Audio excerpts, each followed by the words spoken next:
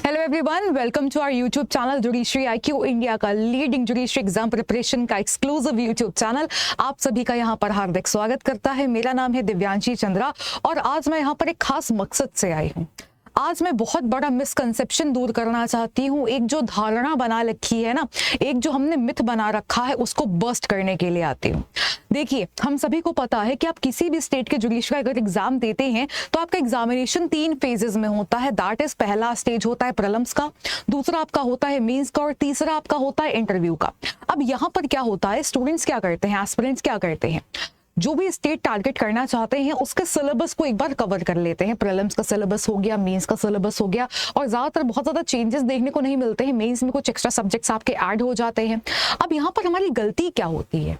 हमारी गलती ये होती है कि हम सारे सब्जेक्ट्स को एक ही तरह से पढ़ते हैं, चाहे हमारा एग्जामिनेशन प्रीलिम्स का हो या मेंस का हो।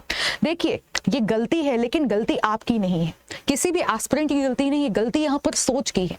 ये जो मिसकंसेप्शन है ना, सारी फसाद की जड़ ये है।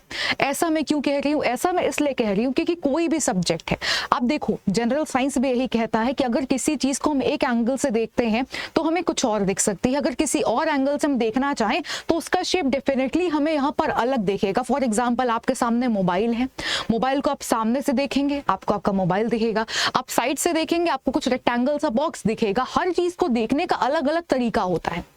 आप किसी भी स्टेट का जुडिशरी का एग्जाम दे रहे हैं, जाहिर सी बात है हर जगह प्रीलिम्स होगा, मेंस होगा, इंटरव्यू होगा, तब जाकर के आपका जज बनने का सपना पूरा होगा। लेकिन अगर हम सारे सब्जेक्ट्स को एक ही तरह से पढ़ेंगे, यानी कि सीआरपीसी में जितने सेक्शंस हैं, आईपीसी में जितने सेक्शंस हैं और इनके नए वाले जो वर्जन्स हैं, बीएनएस हो गया, बीएनएसएस हो गया, बीएसए हो गया, एंड रिमेनिंग जितने भी आपके सब्जेक्ट्स हो गए, जैसे फॉर एग्जाम्पल चलो कॉन्स्टिट्यूशन ले लेते हैं। कॉन्स्टिट्यूशन तो ना बदला है ना बदलेगा, अमेंडमेंट होंगे लेकिन कॉन्स्टिट्यूशन तो नहीं बदल सकता है। अब संविधान है, संविधान को क्या करते हैं हम, शुरुआत से लेकर के अंत तक एक ही सिरे से पढ़ते हैं और हमें लगता है कि अगर हमने एक बार इसमें मास्टरी कर ली, महारत हासिल कर ली, हमें यहाँ पर ए से जेड पूरा कॉन्स्टिट्यूशन आ गया, हमारा प्रीलिम्स भी क्लियर हो जाएगा और हमारा मेंस भी क्लियर हो जाएगा। अब यहीं पर होता है जहां पर हम सक्सेस से थोड़ा सा पीछे आ जाते हैं।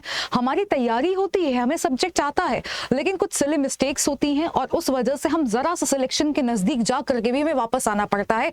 और ये नजदीक कितना होता है मैं बताती हूँ।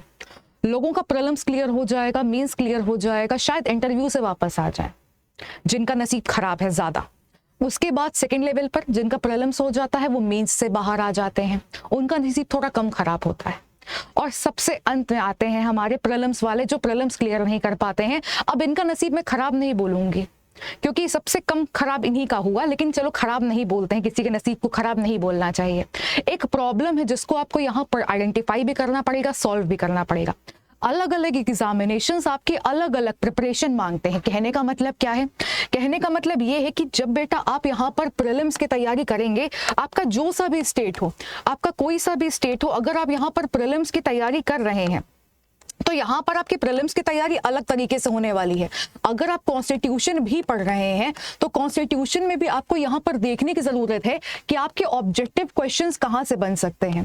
ऑब्जेक्टिव क्वेश्चंस आपके जो है आर्टिकल बेस्ड भी होते हैं कि कौन से आर्टिकल में क्या दिया हुआ है, जो कि बड़ी फैक्चुअल सी बात होगी। हम संविधान इतने समय से पढ़ते हैं और इतना अच्छे से पढ़ते हैं कि इसमें ज्यादा गलतियां नहीं होती हैं। कौन सी चीज किस आर्टिकल में दी है, किस संशोधन से जोड़ी गई थी, कब अमेंडमेंट हुआ है, ये सारी चीजें हमें पता होती हैं। नहीं तो हम रट भी लेते हैं, है ना। ऐसा भी होता है, जल्दबाजी में एग्जामिनेशन सर पे है, हमने रट लिया, ठीक है। अब दिक्कत कहां पर आती है? दिक्कत वहां पर आती है जहां पर थोड़े से अप्लाइड क्वेश्चंस आ गए। हमने क्या करा, स्टार्टिंग में हमने constitution A to Z cover कर लिया, हमने हर चीज का कॉन्सेप्ट समझ लिया, फंडामेंटल राइट का, फंडामेंटल ड्यूटीज का, अमेंडमेंट का, फॉर एग्जाम्पल सारी चीजें हैं। आपने एक नजरिए से इसको देख लिया। अब क्या हुआ कि प्रीलिम्स के एग्जामिनेशन में थोड़ा सा घुमा करके एप्लीकेबिलिटी वाला सवाल पूछ लिया गया। तो हमने एप्लीकेशन बेस्ड भी तैयारी करी है क्योंकि हमें मेंस भी तो देना है, और मेंस की तैयारी जो लोग स्टार्टिंग से करते हैं उनको तो सल्यूट ही है मेरा, क्योंकि बाकी सारे लोग तो मेंस की तैयारी पहले से करते नहीं हैं, क्योंकि आंसर लिखने की प्रैक्टिस करेंगे नहीं तो उसको मैं मेंस की तैयारी में गिनती नहीं हूँ। आप कितनी भी किताबें पढ़ लीजिए, कितने भी जजमेंट्स पढ़ लीजिए, और सेकंड वाला काम तो बहुत कम लोग करते हैं कि जजमेंट्स को पढ़ते हो, बार बार पढ़ते हो, लगातार पढ़ते हो। प्रॉब्लम कहाँ पर आती है? प्रॉब्लम आती है, हम ये सोचते हैं कि ये कॉन्सेप्ट ऐसे ही एप्लीकेबल हो सकता है, जरूरी नहीं है। आप जब ऐसे एप्लीकेबिलिटी क्वेश्चंस देखेंगे, एप्लीकेबिलिटी बेस्ड वाले क्वेश्चंस, तो यहाँ पर क्या होगा, 4 ऑप्शन में से आपको पता है कि 2 गलत हैं, लेकिन 2 में क्या है, कंफ्यूजन है, लगता है कि ये भी हो सकता है या फिर ये भी हो सकता है, डिपेंड करेगा थोड़ा सा। अगर आप जजमेंट्स लगातार रीड करते रहते हैं तो थोड़ी सी क्लैरिटी आपको वहां पर होती है, आपको पता है कि पिन पॉइंट बात यही है, आपको यही करके आना है मार्क। ठीक है, चलो कैसे कैसे करके हमारा प्रीलिम्स हो गया, हमने ऑब्जेक्टिवली चीजों को हैंडल कर लिया। अब जो हमारी अगली स्टेज है, इसके बाद जो सेकंड स्टेज आएगी जो आपकी मेंस की होती है, चलो मैं मान करके चल रही हूं कि आपने आंसर राइटिंग की भी प्रैक्टिस करी हुई है, आप आंसर लिखना सीख चुके हैं कि कितने नंबर के लिए आपको कितने वर्ड्स लिखने होते हैं, आपके पास एग्जामिनेशन में आपको प्रैक्टिकली कितना समय मिलने वाला है किसी सवाल का जवाब देने के लिए, आपने इस तरह से सारी प्रैक्टिस करी हुई है। प्रॉब्लम कहां पर आएगी, प्रॉब्लम ऐसे आएगी कि आपने सब्जेक्ट को क्योंकि एक ही तरीके से पढ़ा हुआ है, तो प्रीलिम्स में क्योंकि आप एमसीक्यूज की प्रैक्टिस करना, देखो आसान तो होता ही है आंसर लिखने से, एमसीक्यूज की प्रैक्टिस आपने बराबर करी हुई है। अब आंसर लिखने में आपको एक चीज समझनी होती है कि जब आप मेंस का आंसर लिख रहे हैं, किसी भी कॉन्सेप्ट को लेकर के लिख रहे हैं, आप उसमें केस लॉज वगैरह ऐड कर रहे हैं सारे अपने आंसर के सपोर्ट में, आप कभी भी मेंस के आंसर में एक व्यू मेंटेन नहीं कर सकते हैं, क्योंकि जैसे केमिस्ट्री सब्जेक्ट है ना एक्सेप्शंस का, लॉ में भी कहीं ना कहीं से एक्सेप्शंस आ जाते हैं, कितने भी शैल प्रिजम्पशन हो, कंक्लूसिव प्रूफ हो, कहीं ना कहीं से इफ एंड बट वाली बात आ ही जाती है। तो मेंस के आंसर के लिए भी आपको यहां पर 2-3 चीजें एक्स्ट्रा जोड़नी पड़ेंगी कि विपरीत परिस्थिति में, किसी और परिस्थिति में अगर ये फैक्ट, पर्टिकुलर फैक्ट नहीं होता या फिर डिस्कवर नहीं होता तो सिचुएशन क्या हो सकती थी, तो लॉ के अकॉर्डिंग क्या हो सकता था, ये सारी चीजें ऐड करने पर ही आंसर में वजन बढ़ता है और उसके बाद ही आपको यहाँ पर मार्क्स मिलते हैं। अब देखो ये तो मैंने बहुत आगे की बात कर ली कि आपने हर पैटर्न पर तैयारी करी हुई है, प्रॉब्लम यही आती है कि हम हर पैटर्न पर तैयारी नहीं करते हैं। जहां तक प्रीलिम्स की बात है, प्रीलिम्स की तैयारी एक बार को हो जाती है क्योंकि भाई बहुत सारे एमसीक्यूज हम सॉल्व करते हैं, वीडियोज भी देखते हैं, लगातार मॉक प्रैक्टिस भी करते हैं, टेस्ट सीरीज भी लगाते हैं, पीवाईक्यूज भी करते हैं। कमी थोड़ी सी आती है मेंस के एग्जामिनेशन में, क्योंकि देखिए जब तक नोटिफिकेशन नहीं आता तो थोड़ा सा यहाँ पर जो है लेथार्जिक तो होता ही है, आलस तो रहता ही है कि यहाँ पर अभी टाइम है नोटिफिकेशन आने में, जीवन में और भी बहुत सारे काम हैं, इंपॉर्टेंट काम है, उनको कर लेते हैं, प्रायोरिटीज है ना। लेकिन ये सोच गलत है, ये धारणा गलत है।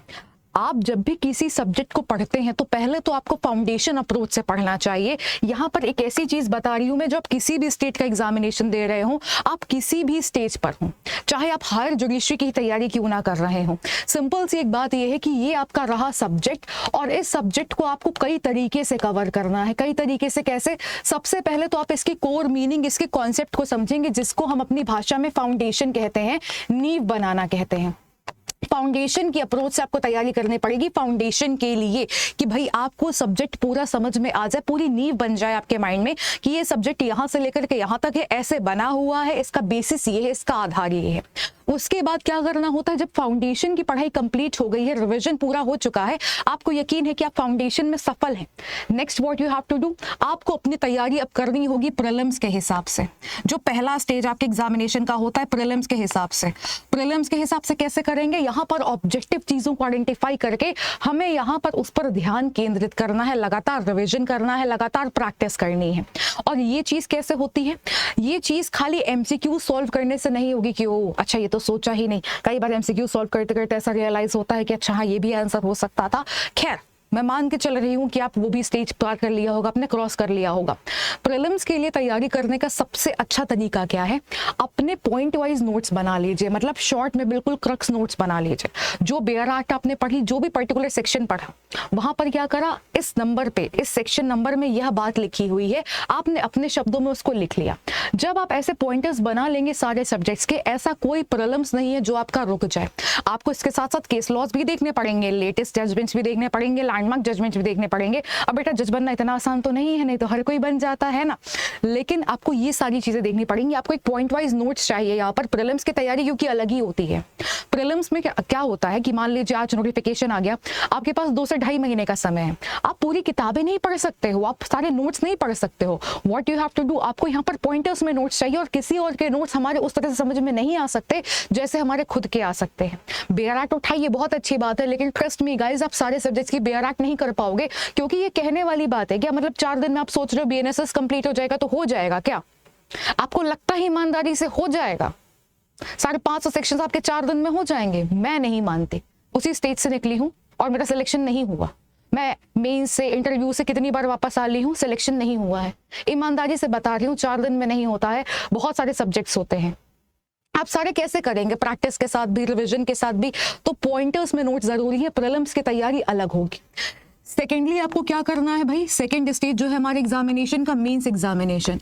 अब यहाँ पर सब्जेक्टिव चीजें क्या क्या है, आपका जो भी सब्जेक्ट है उसमें सब्जेक्टिव क्या क्या है, मतलब कि किस जगह से कैसा सवाल बन सकता है। अब ये तो भाई कोई पंडित जी ही बता सकते हैं, जो एस्ट्रोलॉजर है वही प्रेडिक्ट कर सकते हैं फ्यूचर में क्या होगा, कैसे होगा। अपनी साइड से हम खाली प्रयास कर सकते हैं, और प्रयास हमें हर दर्जे पर करना चाहिए, हर तरह से करना चाहिए। फैक्चुअल चीज़ों पे भी आंसर लिखना आना चाहिए, कॉन्सेप्चुअल पे भी आना चाहिए, एप्लीकेशन बेस्ड पर भी आना चाहिए, और इसके लिए लगती है प्रैक्टिस। आपको कम से कम यहाँ पर जब आप पहली बार आंसर लिखेंगे, आपके मन में बहुत सारे थॉट्स होंगे कि यहाँ पर क्या चीज लिखी जाए और क्या चीज छोड़ी जाए, लेकिन इन थॉट्स को ओवरकम करके what you have to do, आपको यहाँ पर अपनी आंसर राइटिंग स्किल को बढ़ाना है, डिमोटिवेट नहीं होना है इससे। जब आप 10 आंसर लिख लोगे ना, 11वें आंसर से यू विल सी इंप्रूवमेंट, आपको पता चल जाएगा कि कैसे लिखना है। धीरे धीरे वो स्किल डेवलप होगी कि आपको कितने नंबर के लिए कितना लिखना है, आपको टाइम के हिसाब से कितना लिखना है। हर चीज का आपको कैलकुलेशन करना पड़ेगा, टाइम का, वर्ड्स का, हर एक चीज का कैलकुलेशन होता है, बिकॉज एग्जामिनर का जो माइंडसेट है कैलकुलेटेड है कि इस आंसर के लिए, इस क्वेश्चन के लिए इतना आंसर रेलेवेंट है, और उसमें क्या क्या चीजें आपके की एलिमेंट्स होने चाहिए, और वही की एलिमेंट्स आपको लिखने हैं। 2 नंबर में भी की एलिमेंट्स लिखने हैं, 5 में भी लिखने हैं, 10 में भी लिखने हैं। कैसे लिखते हो, कितना ब्यूटीफुली लिखते हो, वो आपके ऊपर है। मेंस की तैयारी बिल्कुल अलग होती है प्रीलिम्स से। कभी भी कंफ्यूज मत होना कि प्रीलिम्स की तैयारी और मेंस की तैयारी एक साथ हो सकती है। जो भी कहता है बेटा झूठ कहता है, क्योंकि ऐसे बहुत सारे एग्जाम्पल्स हैं जो लोग आंसर लिखने में बहुत अच्छे, उनका प्रीलिम्स नहीं हो पा रहा है। अगर उनको मौका मिले वो मेंस में बहुत अच्छे नंबर ले आएंगे, लेकिन उनका प्रीलिम्स नहीं हो पा रहा है, क्योंकि वो ऑब्जेक्टिवली नहीं सोच पा रहे हैं। और बहुत से ऐसे लोग हैं जिनके प्रीलिम्स सारे हो जाते हैं, मेंस रुक रहे हैं। क्यों? क्योंकि उस तरह से आंसर राइटिंग नहीं कर पा रहे हैं। अब तीसरा स्टेज आता है आपकी लाइफ में, अगर आप ये तीनों को पार कर लेते हैं, तीसरा होता है इंटरव्यू। अब इंटरव्यू की बात बहुत कम करी जाती है।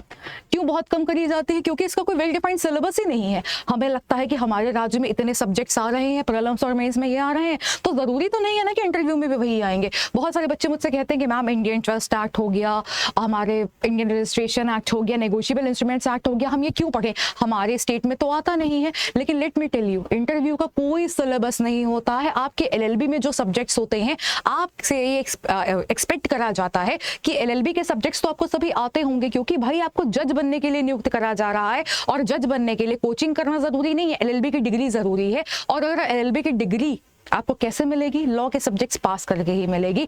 आपको वो सारे लॉज तो आने ही चाहिए जो आपने पढ़े हुए हैं। अब जो एक्स्ट्रा लॉज है, जैसे कि मनी लॉन्ड्रिंग एक्ट हो गया, और आपका बैंकिंग लॉज में हो गया SARFAESI, DRT एक्ट हो गया, बहुत सारे कानून होते हैं, सबकी एक्सपेक्टेशन नहीं होती है। लेकिन हाँ, जो पढ़े हुए हैं वो तो आपसे एक्सपेक्ट करे जाते हैं कि वो आपको आने चाहिए, और सवाल कहीं से भी कुछ भी आ सकता है। अब बेटा अगर रजिस्ट्रेशन एक्ट है आपका, जो है नेगोशिएबल इंस्ट्रूमेंट्स एक्ट आपके सिलेबस में नहीं है, तो क्या सुप्रीम कोर्ट उस पर लैंडमार्क जजमेंट नहीं देगी?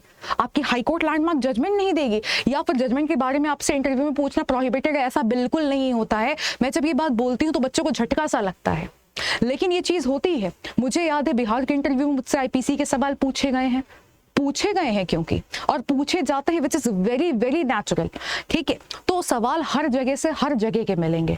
ठीक है, आप ये नहीं सोच सकते हो कि इंटरव्यू में आपके लिमिटेड सब्जेक्ट्स आने वाले हैं। कहने का मतलब क्या है कि अगर आपने स्टेट पिक एंड चूज भी कर लिया है, सब्जेक्ट्स भी सोच लिए कि मुझे ये कवर करने हैं, तो भाई आपको तैयारी कई सारे लेवल्स में करनी है, कई तरह के कैटेगरीज में इसको पुटअप करना पड़ेगा आपको। और देखो, हार्ड वर्क का मतलब ये नहीं है कि हम 12 घंटे बैठ करके पढ़ाई कर रहे हैं। हार्ड वर्क का मतलब ये है कि हम स्ट्रेटेजाइज कर रहे हैं। हम यहाँ पर 3 घंटे प्रीलिम्स की तैयारी कर रहे हैं, 4 घंटे 5 घंटे हम यहाँ पर मेंस की तैयारी कर रहे हैं, और 1-2 घंटा हम अपना डेली का निकाल रहे हैं अपने आप को इंटरव्यू के लिए पक्का करने के लिए।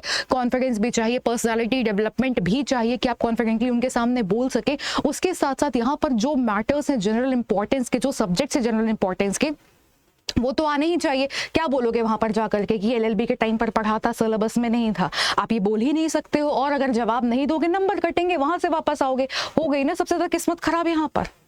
तो अब इसके लिए क्या करना है, जैसा मैंने बताया कि अपने टाइम को डिवाइड करना पड़ेगा। प्रीलिम्स भी करना है आपको, मेंस भी करना है और आपको इंटरव्यू भी करना है, लेकिन उसके पहले आपको फाउंडेशन की तैयारी अलग से ही करनी है। इतना बीड़ा उठाना पड़ेगा, इतना बर्डन उठाना पड़ेगा, और ये बर्डन अगर आप चाहो तो थोड़ा सा हल्का हो सकता है स्टडी IQ जुडिशरी के इनिशिएटिव से। क्या इनिशिएटिव है हमारा? लगातार जो आप सक्सेस देख रहे हैं स्टडी IQ जुडिशरी की, आपको जो है सारे स्टेट्स में सिलेक्शन दिख रहे हैं, तो कुछ तो यहाँ पर फॉर्मूला है, कुछ तो हमने कोड क्रैक कर लिया है ना, जो यहाँ पर लोगों की सक्सेस को अश्योर कर पा रहे हैं। फॉर्मूला कैसे बनाया है हमने, कोड कैसे बनाया है? जो लोग इतनी बार मेंस से इंटरव्यू से बाहर आ चुके हैं मेरे जैसे, हमने मिलकर के स्ट्रेटेजाइज करा है कि जो गलतियां हमसे हुई हैं, जो कमियां हमारी रह गई हैं, एस्पिरेंट्स की ना हो। अगर आप उस रोड मैप को पकड़ लेते हैं तो डेफिनेटली आपकी सक्सेस अश्योर हो जाती है। प्रीलिम्स और मेंस की तैयारी तो भाई अलग अलग ही होगी, लेकिन स्टडी IQ जुडिशरी बाकी सारे प्लेटफॉर्म से अलग कैसे है, मैं आपको यहाँ पर एग्जाम्पल दिखाती हूँ एक, और समझिएगा ध्यान से, बहुत समझिएगा इसको, और आपको समझ में भी आएगी मेरी बात। सुनिएगा जरूर, क्योंकि देखिए जज आपको बनना है तो डेफिनेटली डिसाइड आप ही करेंगे, डिसीजन आपको ही लेना है, लेकिन मैं मान करके चल रही हूँ लॉ करा हुआ है, समझदार है सारे, तो यहाँ पर देखिए जरूर और समझिए, खाली मेरी बात को समझना। पहले गूगल आ गया, यहाँ पर सर्च करेंगे स्टडी IQ।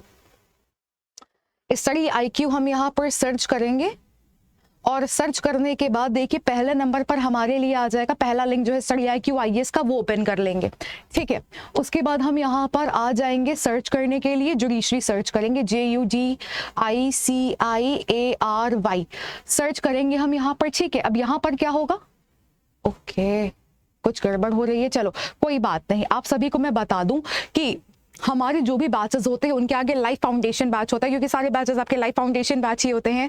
तो अभी के लिए लेटेस्ट बैच है judiciary life foundation P2I batch 10। अब यहाँ पर हम बाकियों से अलग कैसे हैं, चाहे ये बैच हो, चाहे आप स्टडी IQ जुडिशरी का कोई सा भी बैच देख लो, कोई सा भी बैच देख लेना, कभी भी हम अपना फॉर्मूला नहीं बदलते हैं। बैच नए आएंगे लेकिन फॉर्मूला चेंज नहीं होगा।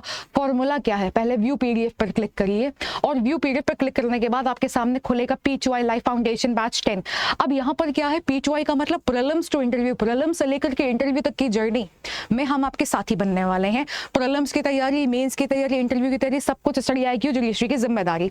आ जाइए यहाँ पर देखिए, एक तो पहली बात क्या है कि आपको 16 स्टेट्स का कवरेज मिलता है, आप एक साथ 16 स्टेट्स की तैयारी कर सकते हैं।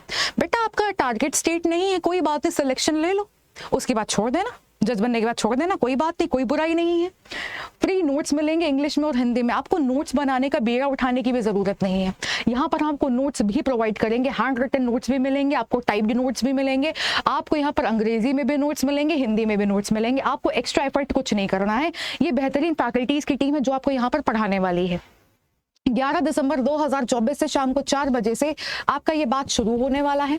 यहाँ पर नीचे आएंगे तो आपको यहाँ पर पता चलेगा बैच के बारे में, टीचर्स के नाम दिए हुए हैं, और नीचे आएंगे तो यहाँ पर देखो हमारा सक्सेस का फॉर्मूला क्या है। पहली तैयारी होगी फाउंडेशन फेज में, अगली तैयारी होगी प्रीलिम्स फेज की क्रैश कोर्सेज के रूप में, उसके बाद मेंस की तैयारी होगी, और ये जो मेंस की तैयारी होगी आपकी फाउंडेशन के साथ साथ चलेगी। प्रीलिम्स पूरी तरह नहीं छोड़ेंगे, फाउंडेशन में डेली के MCQs भी मिलेंगे, समझाती हूँ अभी। ठीक है, प्रीलिम्स भी होगा, मेंस फेज भी होगा, और इंटरव्यू का फेज भी आपका यहाँ पर कवर होने वाला है। कैसे कैसे होगा बताती हूँ, पहले सिलेबस देख लीजिए। IPC BNS है, एविडेंस एक्ट BSA है, CRPC BNSS है, CPC कॉन्ट्रैक्ट एक्ट है, कॉन्स्टिट्यूशन है, हिंदू लॉ है, जनरल स्टडीज है, मुस्लिम लॉ है, TPA है।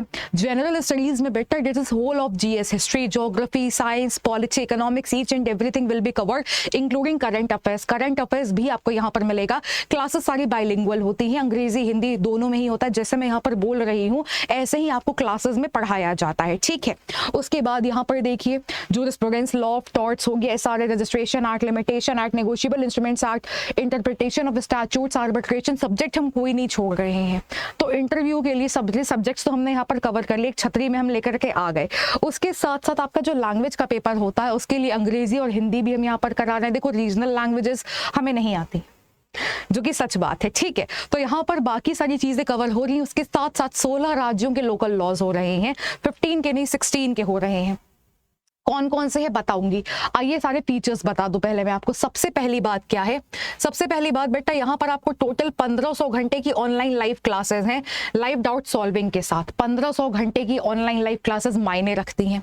उसके बाद आपको यहाँ पर 1-to-1 मेंटोरशिप मिलती है। ये मेंटोरशिप आगे प्रीलिम से लेकर के इंटरव्यू तक के लिए 1-to-1 है। आपको एक मेंटोर असाइन हो जाएंगे एंड आपको यहाँ पर प्रीलिम से लेकर के इंटरव्यू तक वो मेंटोर करते रहेंगे। 30 महीने का हमारा बैच है, पूरे 30 महीने यहाँ पर आपको वो मेंटोर करेंगे। उसके बाद यहाँ पर आपके लेक्चर नोट्स मिलते हैं आपको डेली के, और इसमें देखिए साफ साफ यहाँ पर लिखा हुआ है hand written notes English Hindi दोनों में मिलेंगे, क्रक्स नोट्स इंग्लिश और हिंदी दोनों में मिलेंगे।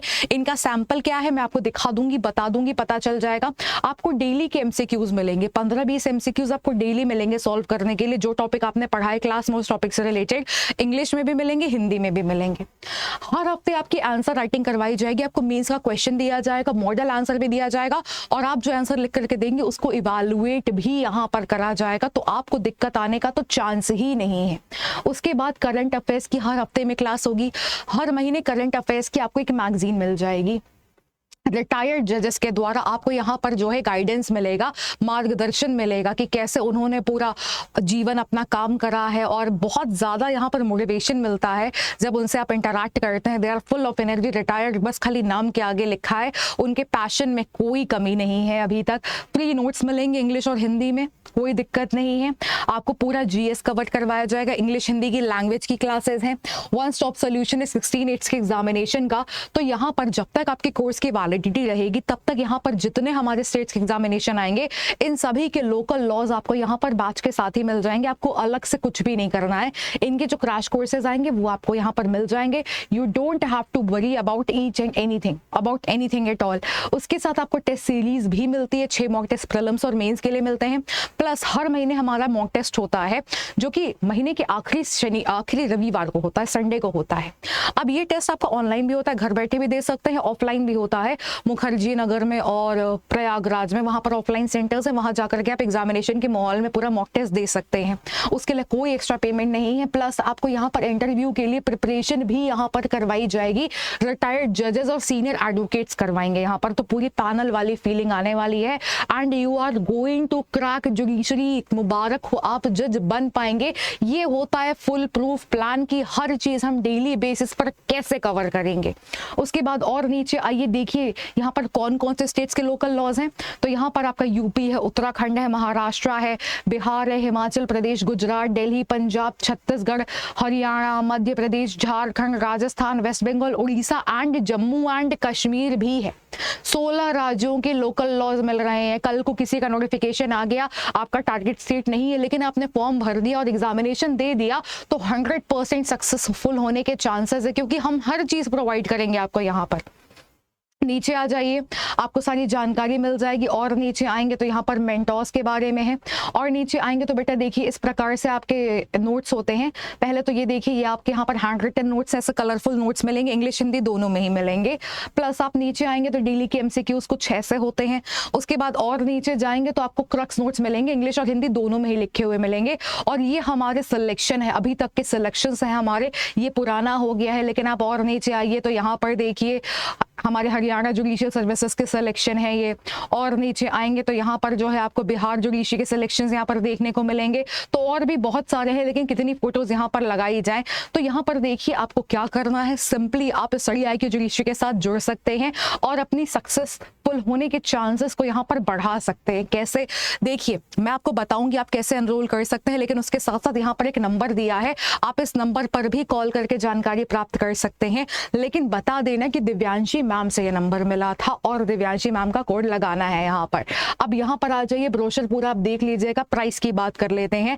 आप सभी को बता दूं क्योंकि अभी यहाँ पर विंटर कार्निवल सेल है, दैट्स वाई आपको यहाँ पर एक्स्ट्रा डिस्काउंट मिल रहा है। नहीं तो 30 महीने के लिए यहाँ पर जो है हमारे कोर्स का प्राइस 70,000 होता है, अभी भी आपको यहाँ पर 32,499 का मिलेगा। नहीं, बाय नाउ करना। बाय नाउ करने के बाद यहाँ पर आपसे बोलेंगे अपना अकाउंट बनाने को। तो चलो मैं यहाँ पर आपको एक बार बता देती हूँ कि कैसे आप यहाँ पर लॉग इन कर सकते हैं। जस्ट अ मोमेंट, आइए यहाँ पर देखते हैं। मैंने जैसे यहाँ पर लॉगिन करा तो OTP एक बार यहाँ पर एंटर कर देते हैं, आपके पास भी ऐसे आएगा। तो जस्ट डू दिस, मतलब मोबाइल नंबर एंटर करने के बाद जो OTP आएगा वो आप यहाँ पर एंटर कर देना। And that's it. यहाँ पर आपका अकाउंट जो बन गया और कुछ भी नहीं करना है। What you have to do next, आपको बाय नाउ पे क्लिक करना है और बाय नाउ पे क्लिक करने के बाद यहाँ पर देखिए आपके पास लिखा है ना 4 ऑफर्स अवेलेबल, यहाँ पर लिखा है प्रोमो कोड। यहाँ पर कूपन कोड लगाना है। क्या, मेरा कूपन कोड लगाना है Y625 Y625 Y625 आप यहाँ पर लगा देंगे तो यहाँ पर आपके लिए बैच कितने का हो गया बेटा, 26,000 रुपए का हो गया, 25,999 रुपए का। ओनली एंड ओनली 25,999 30 महीनों के लिए। अगर आप इसको डिवाइड करते हैं तो आपको एक महीने का 1,000 रुपए भी नहीं पड़ता है। सारा कंटेंट, सारी तैयारी, सारी mock practice, each and everything इस प्राइस में। इतना कंटेंट क्वालिटी कोई भी ऑफर नहीं कर रहा है। एंड उसके आगे भी बताऊं, मोर ओवर यहाँ पर जो है, जो हमने फॉर्मूला क्रैक करा है यहाँ पर सक्सेस का, nobody has been able to do it yet. तो यहाँ पर इतना इकोनॉमिक, इतना अफोर्डेबल कोर्स हम आपके लिए लेकर के आ चुके हैं। फटाफट से एनरोल कर लीजिए। और यहाँ पर आप टेलीग्राम पर कनेक्ट करना चाहें तो कर सकते हैं। सर्च कर लीजिएगा judiciary by Divyanshi, judiciary by Divyanshi search कर लेना। टेलीग्राम पर मैं मिल जाऊंगी, कुछ भी पूछना है पूछ सकते हैं वहां पर। Also please remember this number, कोशिश करनी है कि जल्दी से जल्दी एडमिशन लेना है because we have limited seats. 76400300 इस नंबर पर कॉल करके मेरा नाम बता देना है और जो भी जानकारी चाहिए वो आपको यहाँ पर बता देंगे। So students, all the very best आप सभी को। May God bless you all and please make sure कि फटाफट से एनरोल करके अपनी सक्सेस को अश्योर कर लीजिए। Thank you so much. और प्लान जो बताया है समझिएगा जरूर।